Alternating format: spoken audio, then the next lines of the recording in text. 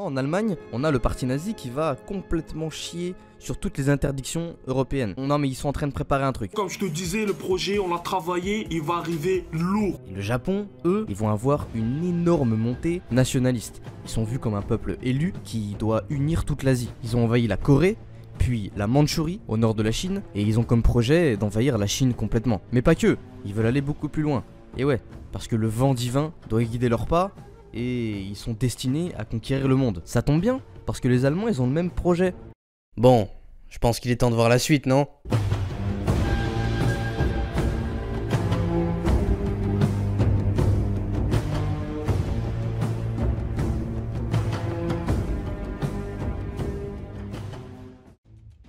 Bon, je suis désolé, mais pour votre propre bien, cet épisode il va être divisé en deux. Vous inquiétez pas, l'épisode 2 il arrivera bientôt. Et dans cet épisode-là, on va se concentrer sur le début de la guerre. Et comme vous pouvez le voir devant vous, pour un des deux camps, ça va être une sacrée clim. Bref, la Seconde Guerre mondiale, vous avez sûrement appris qu'elle a commencé en 1939. Je m'apprends rien en fait. Mais pourquoi est-ce qu'elle a commencé ?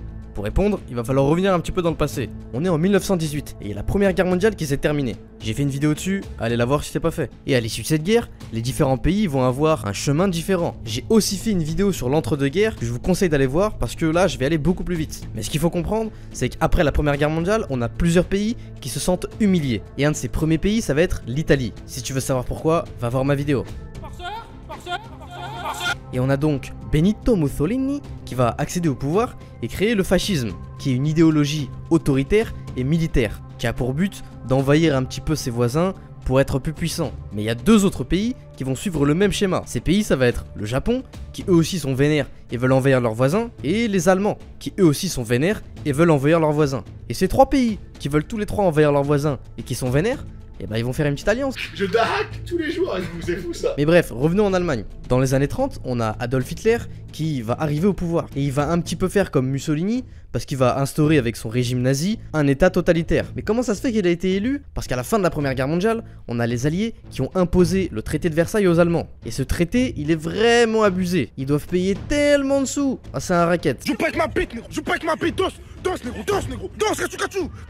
En plus, ils ont pas le droit d'avoir une armée, ils ont perdu des territoires, ils sont en train de subir une crise économique de fou furieux. Donc là, le pays, il est pas dans une ambiance de fou. Et Hitler, il arrive, il dit bon, moi je vais vous régler tous vos soucis, on va rendre à l'Allemagne sa puissance.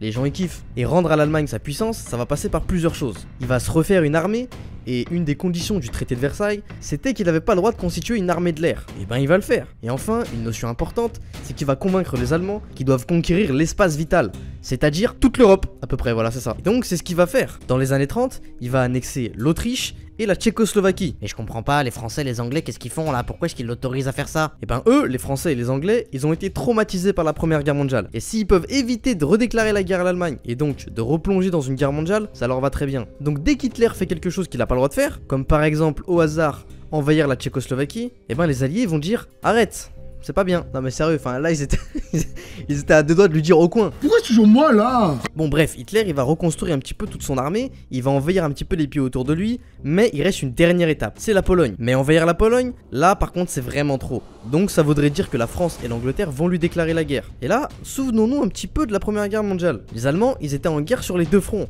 à l'Est comme à l'Ouest. Et donc Hitler il a pas envie que ça se reproduise. Donc qu'est-ce qu'il va faire? C'est qu'il va voir les Russes, l'URSS, il va leur dire les frérots, venez on fait un petit pacte de non-agression, on se partage la Pologne en deux quand je l'aurai envahi, et voilà, la vie est belle. Les soviétiques ils acceptent. Alors oui, les soviétiques, pour Adolf Hitler, c'était l'ennemi juré. Ah, les communistes on les déteste. Mais son plan, c'est de envahir la France et l'Angleterre très rapidement, et ensuite se retourner sur la Russie, pour pouvoir se taper contre elle en 1v1 l'intervention sur eux. Et c'est à ce moment-là, comme j'ai dit, que l'Allemagne, ils vont se dire tiens, il y a d'autres pays comme moi, l'Italie et le Japon. Donc les trois pays vont se rapprocher et former un petit peu plus tard l'Axe. Et le camp d'en face, ça va être les Alliés, constitués pour le moment des Français et des Anglais, c'est tout. Donc là, les deux camps, ils savent que la guerre elle arrive. Ils le savent. Mais les Français et les Anglais sont plutôt confiants, parce que à l'époque, la France c'était considérée comme la meilleure armée du monde, alors que l'Allemagne, bah pas fou quoi. Et c'est le 1er septembre 1939 que l'Allemagne décide de déclarer la guerre à la Pologne. En réponse, la France et l'Angleterre déclarent la guerre à l'Allemagne. Et c'est là que tout commence. Les Allemands, ils envahissent la Pologne en très peu de temps, et ils se la partagent avec les Soviétiques, comme on a vu juste avant. Une fois que ça c'est fait, les Allemands, ils vont aussi envahir le Danemark et la Norvège, notamment pour quelques ressources. Et qu'est-ce qu'ils font les Français et les Anglais en attendant? Comment est-ce qu'ils ont attaqué? Qu'est-ce qu'ils ont fait? Rien. Non, vraiment, rien. Ils attendaient quoi. ils attendaient tranquillement. Eh les gars, chill quoi. On baisse en décibels, on est full respect, man. Parce que les Français, après la Première Guerre mondiale, ils ont construit la ligne Maginot, qui est une ligne défensive avec des bunkers, des canons, des trucs pour que les Allemands, si jamais ils veulent envahir, ils passent pas. Mais ils étaient beaucoup trop confiants avec cette ligne Maginot. Donc ils se disaient, on n'attaque pas, on attend qu'ils viennent, de toute façon ils pourront pas passer. Ils pourront pas passer. Ils pourront pas passer. C'est faux. Non. Bon là du coup les Allemands ils ont eu vraiment beaucoup de temps pour se préparer à envahir la France. Et c'est ce qu'ils vont faire. Mais ils doivent avoir un nouveau plan. Parce qu'on peut pas passer par la ligne Maginot. Donc il va falloir faire le tour ou quelque chose. Mais s'ils envahissent la Belgique, ça va juste faire un remake de la Première Guerre mondiale. Ils vont avoir un nouveau plan. Ce nouveau plan c'est la Blitzkrieg. La Blitzkrieg c'est quoi? C'est la guerre éclair. C'est-à-dire on va envoyer tout ce qu'on a à un seul et même point. Et c'est ce que vont faire les Allemands. Mais en plus ils vont passer par un endroit que les Français s'y attendaient pas du tout. La forêt des Ardennes. En gros, c'est une forêt, donc tu vas pas envoyer des tanks, des avions, des gens dans une forêt. Et ben c'est ce qu'ils vont faire. Donc ils ont percé le front à travers les Ardennes et donc encerclé les armées alliées. Et là, non mais là ça y est, c'est la débandade, c'est fini. Le meilleur des troupes alliées, elles sont encerclées par les Allemands. Tu vois, là déjà on a envie de se tuer. Oh là là, c'est fatigant. La bataille de France elle a commencé depuis 3 semaines. On a déjà perdu, c'est chiant. Et donc là, la France elle va tomber. Mais l'armée britannique va réussir à s'échapper à Dunkerque. Et donc ils vont pouvoir continuer un petit peu le combat. La France maintenant envahie, elle va être occupée par l'Allemagne. Et il va rester que l'Angleterre. J'ai grave pas d'amis. Eh, sont mes amis! C'est donc là que va commencer la bataille d'Angleterre. Parce que je vous le rappelle, les Allemands ils doivent se battre contre les Russes après. Donc ils se disent bon, faut vite mettre fin à la guerre à l'ouest, comme ça on peut se retourner et mettre tout ce qu'on a sur les Russes. Donc la bataille d'Angleterre, elle va jouer dans les airs. Et donc cette bataille, elle va passer par des combats aériens. Du matin au soir, des opérateurs, des pilotes et des agents de renseignement vont se battre pour défendre les îles britanniques. Les Allemands, eux, ils vont bombarder l'Angleterre à fond, en vue de préparer une invasion terrestre. Mais ça va pas marcher. Ils vont perdre la bataille d'Angleterre et ils vont perdre énormément d'avions et de moyens dans cette bataille. Les Anglais, alors victorieux, ils peuvent un petit peu souffler un bon coup. Parce que jusqu'ici, les Allemands, on avait l'impression qu'ils étaient invincibles. Ils ont gagné absolument partout. Enfin bref, là, Hitler, il peut plus envahir l'Angleterre. C'est fini. C'est mort. Et c'est là qu'on va se battre un petit peu ailleurs. Un endroit où on va se battre, ça va être en Afrique. Parce qu'en gros, l'Afrique, pendant la Seconde Guerre mondiale, c'est un espèce d'énorme gâteau dans lequel il y a les colonies européennes qui sont un petit peu divisées. Et donc le but, ça va être de prendre les colonies des autres. Et c'est notamment ce que vont tenter de faire les Italiens. Ah oui, parce qu'au fait, les Italiens, ils ont rejoint la guerre. Mais ils servent tellement à rien que franchement, on s'en fout. Ils ont tenté d'envahir l'Égypte britannique et ils se sont fait régler. Les Allemands, ils ont dû donc aller les aider à se défendre contre les Britanniques.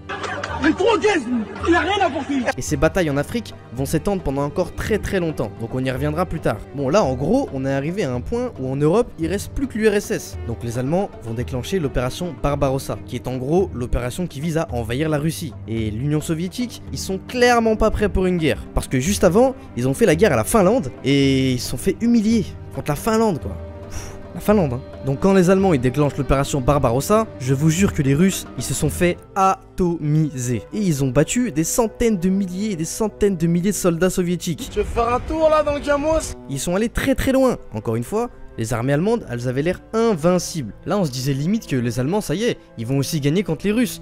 Ils vont battre l'invincible URSS. Waouh, c'est dingue ce qui se passe en Europe et en Afrique, c'est fou, putain, les Allemands sont vraiment invincibles quoi. Ouais, mais il restait un autre pays dont je vous parlais. Et ce pays c'est le Japon. Le Japon, eux, dès 1937, ils ont déclaré la guerre à la Chine. Et ils ont commencé à l'envahir. Mais ils se sont dit, tiens, et si on envahissait un petit peu le reste autour pour avoir des ressources? Et c'est ce qu'ils vont faire. Parce que les Français et les Britanniques, ils ont aussi des colonies en Asie du Sud-Est. Donc les Japonais, ils vont tout envahir. Vietnam, Hong Kong, Singapour, l'Indonésie, bref, ils vont tout prendre. Mais le problème, c'est qu'ils savaient très bien qu'il y a un gros pays qui allait intervenir tôt ou tard. Et ce pays, c'était les États-Unis. Et les Japonais, ils savaient très bien que contre les États-Unis, ils allaient pas pouvoir gagner longtemps. À moins que ils attaquaient les premiers. Et c'est comme ça que le 7 décembre 1941, ils vont lancer l'attaque surprise sur Pearl Harbor. Pearl Harbor, c'est une base sur Hawaï dans laquelle il y a plein de navires de la marine américaine. Et donc dès le matin, on a des dizaines et des dizaines d'avions qui vont bombarder la base. Et ça va être un vrai choc pour les Américains et pour le monde entier. Les Japonais, alors une petite nation qu'on considérait comme mineure, a attaqué l'un des plus gros pays du monde. Et quelle attaque! Et quasiment en même temps, les Japonais, ils vont envahir